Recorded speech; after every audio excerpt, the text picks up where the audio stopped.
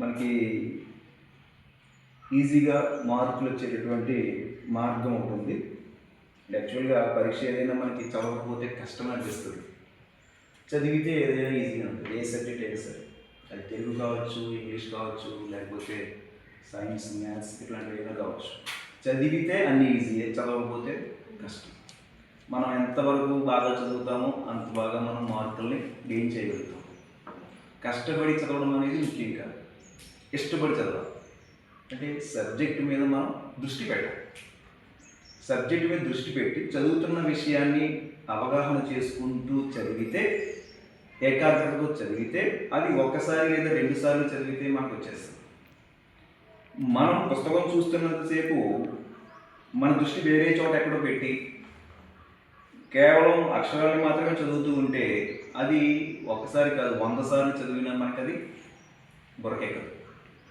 So ఆ విషయాన్ని మనం దృష్టిలో పెట్టుకుంటే ఏ సబ్జెక్ట్నైనా మనం ఇష్టపడి దృష్టి పెట్టి చదివితే మన మార్కులు మనం సొంతం చేసుకోవచ్చు. ఫస్ట్ ఇయర్ తెలుగులో మనకి ఈజీగా మార్కులు ఇచ్చేటటువంటి చాలామంది తెలుగు సబ్జెక్ట్కి కష్టపడిపోతున్నారు. మార్కులు రావట్లేదు సరిగ్గా, అంటే వాళ్ళ పేరు వాళ్ళే సరిగ్గా రాసుకోలేనటువంటి స్థితిలో ఉన్నారు చాలామంది. అటువంటి వాళ్ళకి ఈజీగా మార్కులు పాస్ అవ్వడానికి, అంటే ఇంచుమించుగా ఒక 50-60 మార్కులు తెచ్చుకుని పాస్ అవ్వడానికి ఉపయోగపడేలాగా నేను ఒక షీట్ తయారు చేస్తాను. ఒక షీట్ ఆల్రెడీ మీకు ఇచ్చాను. ఇందులో ఉన్నటువంటివి ఏమిటంటే, మొట్టమొదటిగా 1 మార్కు ప్రశ్నలు. మనకి పద్య భాగంలో 5 పాఠాలు, గద్య భాగంలో 5 పాఠాలు ఉన్నాయి. ఈ 5 పాఠాలు పద్య భాగంలోనూ మొత్తం అన్ని కలిపితే 35 ప్రశ్నలు, అట్లాగే గద్య భాగంలో 23 సమయంలో ప్రశ్నలు వచ్చాయి. ఈ మొత్తం అన్ని కలిపితే మనకి 10 మార్కులు పరీక్షల్లో వస్తాయి. అంటే ఈ 50+ మార్కులు ప్రశ్నలు ఉన్నటువంటివన్నీ చదివేసుకుంటే 10 మార్కులు మనకి ఈజీగా వస్తాయి. తరువాత సంధులు చెప్పాను మీకు. సవన దీర్ఘ సంధి, గుణ సంధి, యనాదీర్ఘ సంధి, అట్లాగే అకార సంధి, తెలుగు సంధి. ఈ 4 సంధులకు సంబంధించి పదాలు ఏవైతే ఉన్నాయో వాటిని చక్కగా విడదీయడం, వాటి యొక్క సూత్రాలు మనం నేర్చుకోవడం చేసినట్లయితే వాడు 8 సంధులు ఇస్తాడు, 8 పదాలు ఇస్తాడు పరీక్షలో. ఈ 8 పదాలలోనూ మనం కేవలం 4 రాస్తే చాలు. 8లోనూ 4 రాస్తే మనకి 4కి ఒక్కొక్క దానికి 3 చొప్పున 12 మార్కులు వస్తాయి. 12 మార్కులు మనం సంపాదించుకోవచ్చు. అంటే అలా వాడు ఇచ్చినటువంటి 8 పదాల్లోనూ 4 పదాలు సెట్ చేసుకోవచ్చు. ఒకటి సమాజ సంధి, ఆ పదం ఏదో చూసుకుని దాన్ని విడదీయడం, దాని సంధి పేరు రాయడం, అట్లాగే దిగువన సూత్రం రాస్తాం. ఇట్లా ఒక పదానికి సంబంధించి 3 మార్కులు, అట్లా 4 × 3 12 మార్కులు వస్తాయి. ఇవి 4 చెప్పు. అట్లాగే సమాసాలు 8 పదాలు ఇస్తారు. 8 పదాలు కూడా మనం చదివేసుకున్నట్లయితే అందులో 4కి మనం ఆన్సర్ చేయవచ్చు. అవి షష్ఠి తత్పురుషము, విశేషణ పూర్వపదము, అలాగే ద్వంద్వ సమాసము, ద్విగు సమాసం. ఇవి మనం వాటి యొక్క పదాలను, వాటి యొక్క విగ్రహ వాక్యాలను రాయడం నేర్చుకున్నట్లయితే వాటికి 4 పదాలకు 2 మార్కులు చొప్పున 8 వస్తాయి. సో 12 + 8 20 మార్కులు, 1 మార్కు ప్రశ్నలేమేమో 10 మార్కులు, మొత్తం 30 మార్కులు మీకు వస్తాయి. ఇంక మీకు పాస్ అవ్వడానికి కావాల్సింది 5 మార్కులు.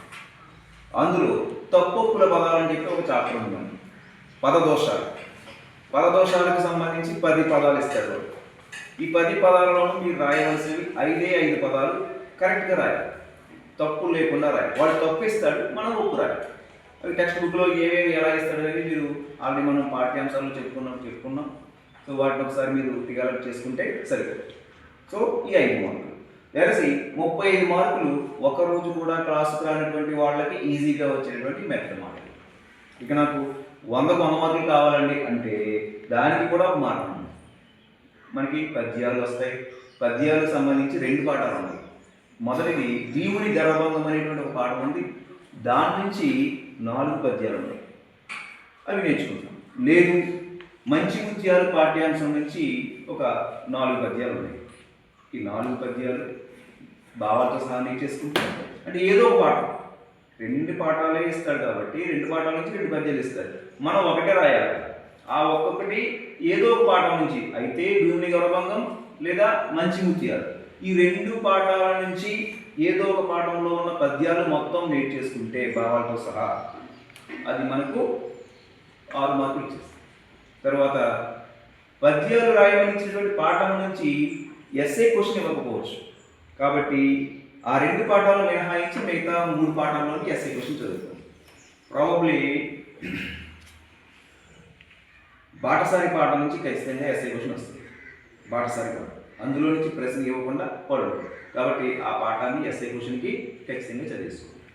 అట్లాగే గద్య భాగంలో మొదటి 3 పాఠాల తాలూకు ఎస్ఏ క్వశ్చన్ చదివేసుకుంటే అది చాలు. మొదటి మూడు పాఠాలు చదివేసుకుంటే 2 ప్రశ్నలు ఖచ్చితంగా ఇస్తాడు, ఒక ప్రశ్న మీరు ఆన్సర్ చేస్తాడు. అట్లాగే ఉపవాచకంలో 5 పాఠాలు ఉంటాయి. ఈ 5 పాఠాల తాలూకు మొదటి 3 పాఠాల్లో ఉన్నటువంటివి వాటి యొక్క ప్రశ్నలకు జవాబులు చదివేసుకుంటే ఈ 3 పాఠాల్లో నుంచి కనీసం 2 ప్రశ్నలు వస్తాయి. మీరు రాయవలసిన 2 ప్రశ్నలు దానికి 8 మార్కులు వస్తాయి. ఇట్లా సందర్భ వాక్యాలు అట్లాగే కవి పరిచయాలకు సంబంధించి మొదటి 3 పాఠాలు పద్య భాగంలోను అట్లాగే మొదటి 3 పాఠాలు గద్య భాగంలోను ఉన్న కవుల గురించి మీరు చదివేసుకుంటే వాడు ఈ ముగ్గురులోను ఆ ముగ్గురులోను కలిపి 2 ప్రశ్నలు ఈజీగా రాయడానికి అవకాశం ఉంది. ఎక్కువగా ఇవ్వడానికి అవకాశం ఉన్నటువంటి నన్నయ్య గురించి శ్రీశ్రీ గురించి పద్య భాగంలో అట్లాగే గద్య భాగంలో సిపి బ్రౌన్ రాసినటువంటి జానుమతి హనుమత్ శాస్త్రి గారి గురించి ఇస్తారు అదొకటి. తర్వాత బోయి విజయభారతి గారి గురించి వాళ్ళు ఇస్తారు ప్రశ్న. కాబట్టి ఈ 2 గురించి మనం ఖచ్చితంగా నేర్చేసుకుంటే కవి పరిచయాల్లో మనకు వచ్చేటువంటి 6 మార్కులు ఖచ్చితంగా వచ్చేస్తాయి. తర్వాత 1 మార్కు వస్తుంది.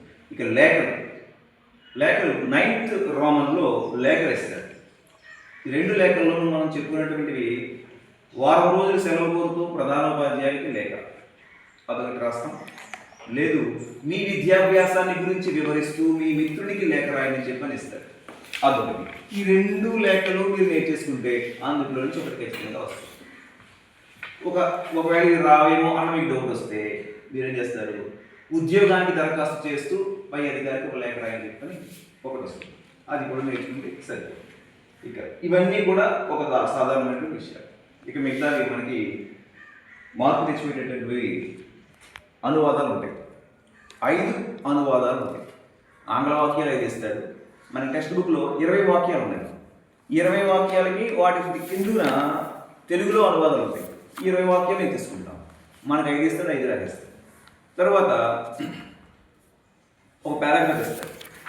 పారాగ్రాఫ్ ఇచ్చి అందులో నుంచి ప్రశ్నలు ఇస్తాడు.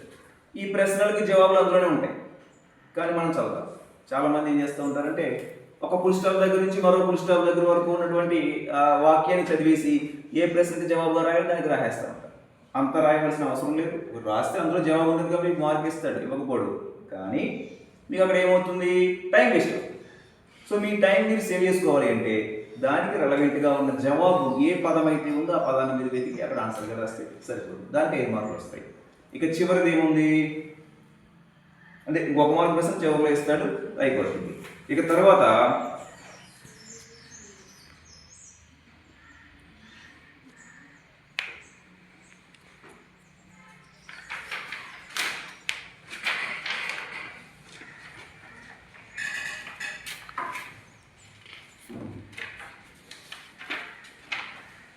అదే మ్యాక్సిమం పేపర్ అంతా కూడా అదే ఉంటుంది.